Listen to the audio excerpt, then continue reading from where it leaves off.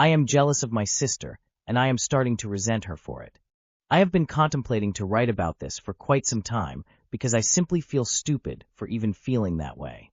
I, F22, have an older sister, F29, who I get along with quite well in general until recently. 10 years ago, my sister moved far away to go to university and came home maybe twice a year due to the distance. She kept in touch with our family with weekly calls, but that was it. However, 2 years ago, she moved closer to home again, and as a result now visits us at least once a month for a few days, and I have started comparing myself to her. For starters, my sister has an engineering degree and works for a big company. She is lucky enough to work remotely and makes good money. I, on the other hand, am an EMT.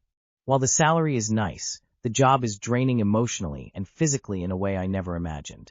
The shift work is exhausting, and I barely have a social life due to that. My sister, on the other hand, has plenty of free time due to her kind of work and has a good social life, even though she is more of an introvert. She lives in a gorgeous apartment with the sweetest cat ever, while I still live at home due to the cost of living. I cannot help see myself as a fail, considering my sister managed to do everything on her own and move out by the time she was 19. The worst of all, though, is the fact that she is simply gorgeous. My sister is going to the gym regularly and has a nice body. Now, she also has started getting tattoos, and it suits her better than I would like to admit. I, on the other hand, am quite overweight, and our parents make it constantly a topic, more so when they see how often my sister works out when she visits us. The only thing I have on her is the fact that I am in a relationship, but even that doesn't really weigh in since she seems quite content in being single. I love my sister, but I cannot help but starting to resent her, now that she is coming over more regularly.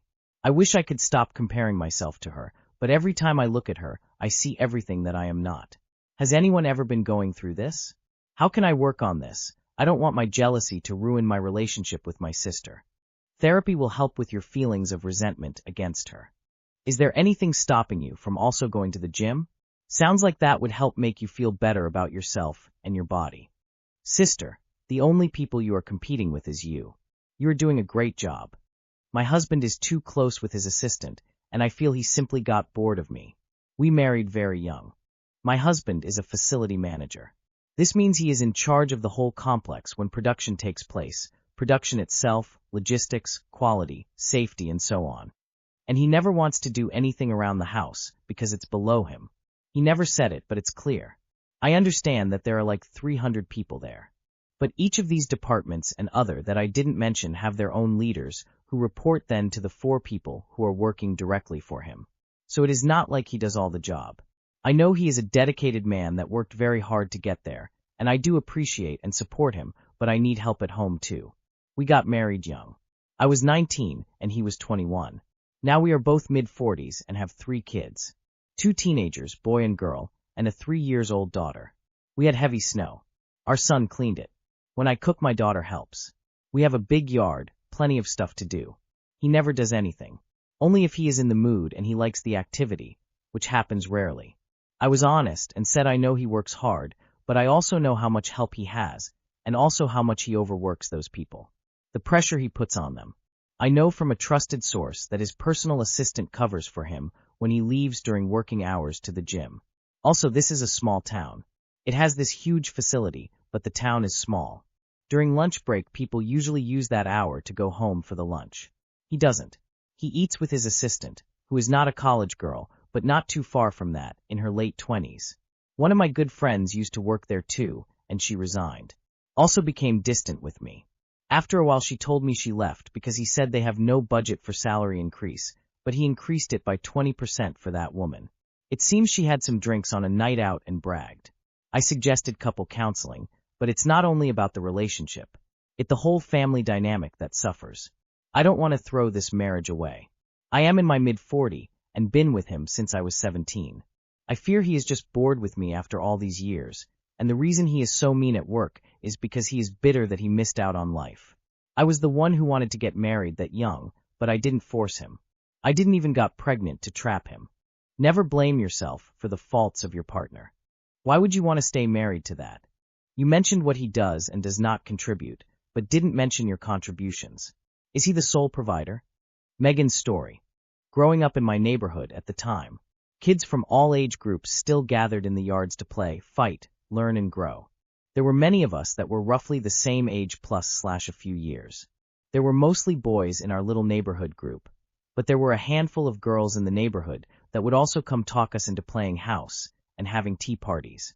All but one lived at the end of the street. The one that didn't. Her name was Megan.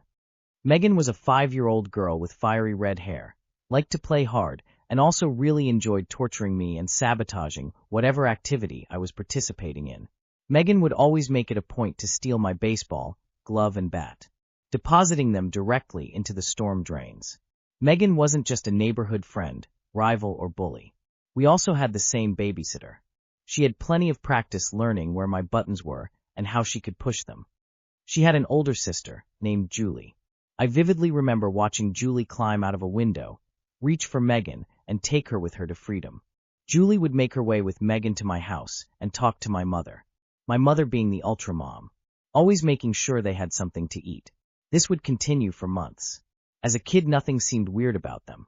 Other than the fact that they never used their front or side doors, they seemed normal.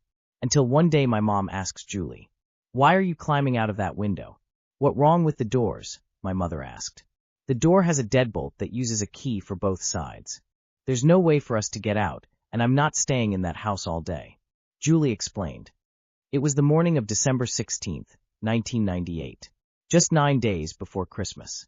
As any typical kid would be, I was excited for what may be under the Christmas tree, pacing, calculating my good and bad deeds for the year, advocating for myself, to myself that I was indeed on the nice list this year, as eager as I was to finally be on Christmas break. The unlimited possibilities of adventure and hours of fun and games with my neighborhood friends. I just couldn't wait to get outside and see what trouble I could get into. I hurry to my front door, where I'm met by my mom. Tears in her eyes, she reaches out to grab me and tells me Megan's gone baby. I'm sorry. I'd later find out Megan's mother, Beverly, had barricaded the doors, shot Megan 2 times in the chest with a revolver in bed, caught their Christmas tree and house on fire, then turning the weapon on herself. I don't remember how I reacted. I don't remember what I said. I only remember the feeling in my stomach. The racing thoughts of an 8-year-old trying to rationalize how a kid could be here 1 minute and gone the next. I remember pulling the curtain to the side of my bedroom window and peering across the street to see a charred home with a large perimeter of crime scene tape. Still confused and full of questions, I went outside to play and hopefully meet up with one of my friends. As I'm walking around doing a circuit on the city block, diligently searching for any one of us kids to play, I saw some slightly charred Christmas wrapping and toy packaging blowing across the street like a tumbleweed. It honestly creeped me out, so I went back home since I was by myself. It's been 28 years since this happened to Megan, and not too many days go by without me thinking about her and imagining who and what she would have become. Megan may have been a mean red-haired little girl to me, but she will always be in my heart and memories. R.I.P. Megan Haley Shadow, 1993 to 1998. Sending very belated condolences. Rose leaf fluttering in wind, that's a lot for you to have dealt with. Ah, what a beautiful write-up, but so sad. So very sad. What happened to Julie? I'm thinking to call police on my dad. He is a chronic alcoholic. He spends most of the time in bed bedridden because of drinking. He isn't physically violent to us yet, though he started throwing stuff around when angry, but his psychological and verbal abuse is extreme. My mother, who has heart issues, reached a breaking point. Last days her blood pressure spiked to 190 over 113. I thought she was going to have a stroke right in front of me. I also have a 12-year-old sister who is terrified and crying. I have audio recordings of his latest shouting episode while he was sober and past alcoholic rants. Medical logs of my mom's emergency blood pressure levels. My own medical history. I was in therapy for years to treat a stutter and anxiety caused directly by the trauma at home. Photos of our living conditions. He hoards boxes and prevents us from cleaning or throwing anything away. I was suicidal in the past, but I'm okay now.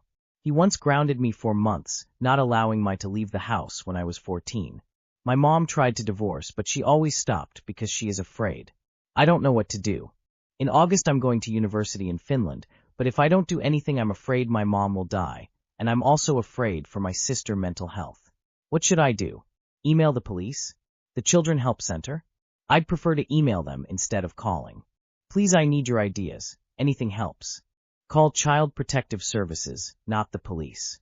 Unless he is driving drunk, they are unlikely to do anything. You can report Dad to the local Child Protective Services in order to protect your sister. And police. Both are viable options. Provide them with your recordings. Are you still at school? Can you tell a teacher you trust or a counselor? They should know what to do and who to report to, and it'll be them reporting, not you.